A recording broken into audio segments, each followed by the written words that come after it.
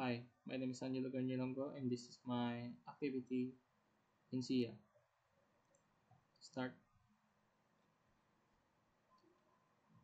Ang unang gagawin natin is, actually nagawa ko na siya, pero i-explain ko na lang kung paano ko siya nagawa. Ang unang gagawin natin is maglalagay tayo ng name ng database dito sa DB database. And then, after natin magawa yun,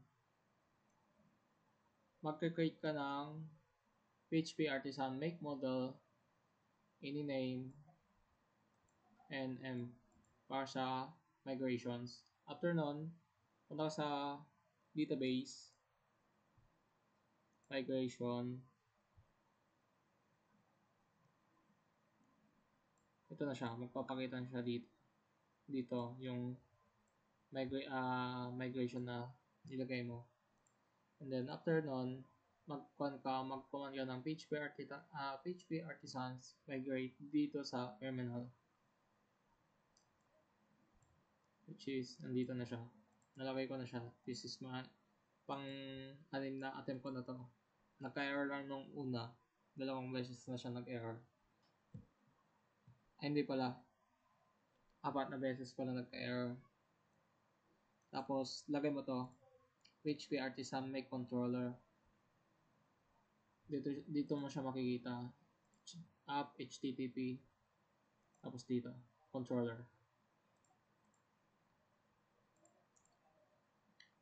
And then, ito na yung code ko sa controller. After nun, punta ka sa models. Ito siya. Ito yung code ko. And then, doon naman sa blade,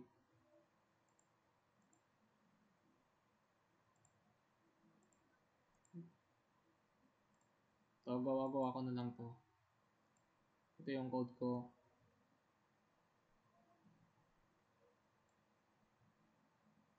Ganon din sa web. Ito yung code ko. Simple lang. And yun lang po ang aking activity 1.